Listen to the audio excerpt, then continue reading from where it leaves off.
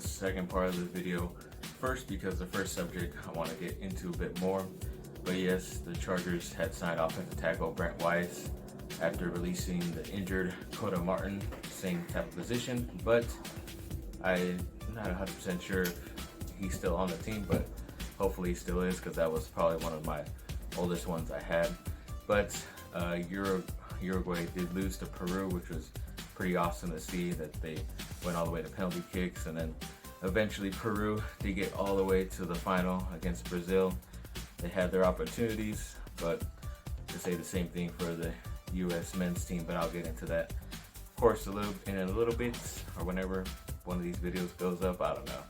But yes, I'm very proud of them, and I did hear too that it's going to be a rematch of that Gold Cup final of Brazil against Peru at, of all places, the LA Coliseum, where my USC Trojans play. So maybe it's some type of sign that I gotta go see them live. I know I'm not gonna go to Peru probably in the near decade, but if I could get some type of glimpse, but I would only go if they win. It's gonna be tough, and I just thought too it's a random game to be playing in LA of all two teams, but it's actually pretty cool for all the Perugans that live out here in California. Then also they're saying that they're gonna have a robotic umpire in baseball, or they're toying with the idea. I just don't know what's taking them so long. I mean, they already have it. I don't understand why the MLB would allow them, the ESPN or anybody putting up the show, to when they're showing the ball thrown, they show exactly where it's thrown and if it was even in the strike box or not for each player, and they just don't even, like, a lot of times it's really way off, or sometimes it's accurate, but most of the time it's just way off. And then you have a lot of things, controversial plays or calls, and then people get ejected sometimes for arguing with them, and there's really no point to have a guy back there. And obviously it's safety too. It does lose one job basically every game for these umpires, but I just think it's time to go to robotic calls to get more accurate stuff. That's why I think, especially when it comes down to 2 minutes and like a lot of football games, there should be definite automatic replays on almost every play to make sure if something's out of bounds, or if there was some type of interference call or anything like that, just because it's very important, and it's only in the last 2 minutes of like the second or fourth quarter. It's not for the whole freaking game like how some people want. But speaking of the NFL, let's get into a little dilemma that the Chargers are having with their star running back Melvin Gordon. I don't know if it's coming from him or his agent, him basically saying that I want to be paid more, because I believe they offered him a contract because he's going into his final year of his rookie deal, but he doesn't like it. So now he says, you're going to pay me more, make me one of the more higher paid running backs in the NFL, or you're going to trade me. And of course, the market for a running back of him going into his 5th year, you're probably not going to get much in return. But if you did have to trade him, I hope you get some type of player in return, no matter the position, as long as it's a position that's going to help you, and at least one draft pick. And if you're just going to trade him solo for draft picks, you need to get 2, the minimal, but 3 or 4 at least. But I would say 2 to 3 if it's just draft picks. But I would hope they get a player for a position they need and at least one draft pick. But as far as paying him in the $30-something million range, every single time a guy's gotten those type of contracts, they've gotten hurt. Even David Johnson, I remember a few years ago, he got a huge contract. So I'm like, oh, I'm definitely going to draft him. I was in the top 3 of fantasy football, got him, and a few games in, he gets injured for the whole freaking year. And obviously, fantasy football wise, it hurts, but it also hurts that team, because of course they were just picking in the top 10 the past couple of years ever since that type of injury he had. And you can find another running back in the NFL draft, I believe, and that's just probably the way they're going to have to go. If they get one pretty high draft pick and a player that can help them out for a year or two, I'm all for that. But paying somebody at that position that much, and they're already that old, I don't think it's beneficial for the team at all.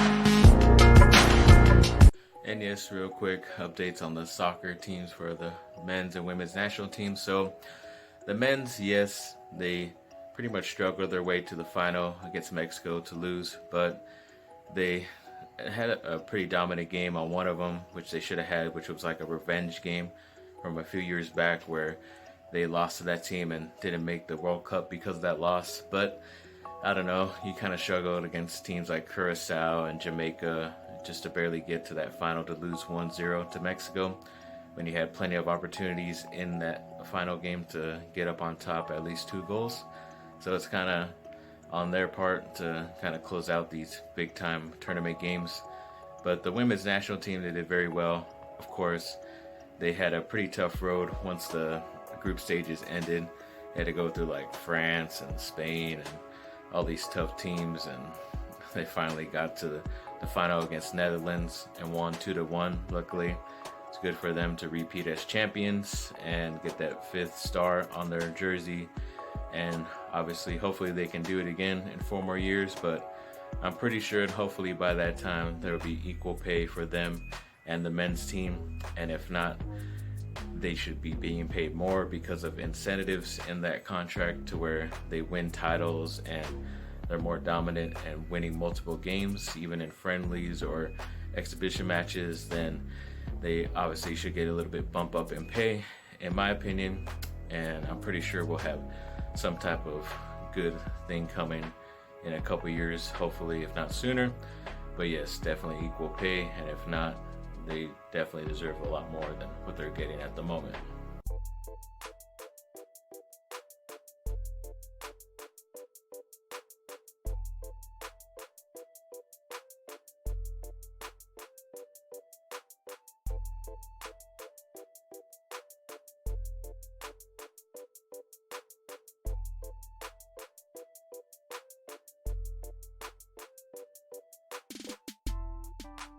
So some quick tidbits of Lakers news before I get into it, just so I have this prepared before I announce who the Lakers signed in free agency. If you don't know, you're probably living under a rock or you don't care, but I'm still going to tell you anyways if you made it this long in the video, eventually, like I said. But yes, so apparently Jeannie Buss has 100% belief in Rob Pelinka for his job title. His whatever job description, she has 100% belief that he's going to do the correct thing. And during free agency, yeah, he did some stuff. I didn't like the whole waiting game with Kawhi Leonard just because it would have been tough to try to build a whole entire team around just 3 players, or 4 if you include Kyle Kuzma. But I just think that they did the better option in signing multiple players to build out depth and everything like that. Like I said, I'll get into that. But one thing that did help, whether the Lakers did get Kawhi Leonard or not, is that Anthony Davis waived his $4 million trade bonus that he gets if he's ever traded. So they were able to use it to have a max slot for Kawhi if he did show up, or they'd have $32 million to spread around to pretty much 7 to 8 guys, which is what they did. But yes, I'm glad he did that. And they also traded away Moritz Wagner, Isaac Bonga, and Jeremiah Jones to the Washington Wizards for just cash or something like that. I forget if it was for a pick or a future pick or cash, I don't know. But they took on those contracts, and luckily they did. I didn't really like Wagner that much, and the whole Pelinka thing, pretty much you heard those on the other videos. But kind of glad he's gone, and definitely looking forward to this team coming up. But apparently LeBron was going to gift Anthony Davis the number 23 jersey, because that's LeBron's number now, and that's AD's number while he was with New Orleans. But according to Nike and all this stuff, apparently a trade had to happen before March or something like that of that calendar year, so they wouldn't be able to mass produce so many new type of jerseys for all these new type of players or some BS like that. So I'm pretty sure it's just because they really want to make their money going into next year. But obviously you're going to see so many people throughout the whole entire year wearing a number 23 jersey for Anthony Davis, and if they buy the number 3 one, it's kind of wasted. But I'll get into my whole Anthony Davis spiel later. But some other good things that did happen: Devontae Cacok was the Lakers Summer League MVP to their team. He did show out pretty well, coming from a school that I never really heard of, and he was one of the more consistent guys. I believe he earned a 2-way contract for the Lakers, but they did invite him to their training camp to see if he can make the roster. And I don't know why they signed Zach Norvell to a 2-way contract before Summer League. I think they jumped the gun on that, and he's just been pretty average compared to Cacok, in my opinion. But another Anthony Davis thing, he is going to miss this FIBA thing happening at some point this summer for Team USA, just because he said he's focused on winning a title. Yeah, that's fine, but I'm pretty sure he wants to go into the Olympics next year or something like that. I don't know what's happening. There's something more important happening next year, but there's no point in him going all the way to Shanghai, where it's going to happen next month, and then the Lakers end up going to Shanghai to play 2 games, so there's no point in making his body go through that. So I understand it for that sake. So hopefully he is correct in that championship.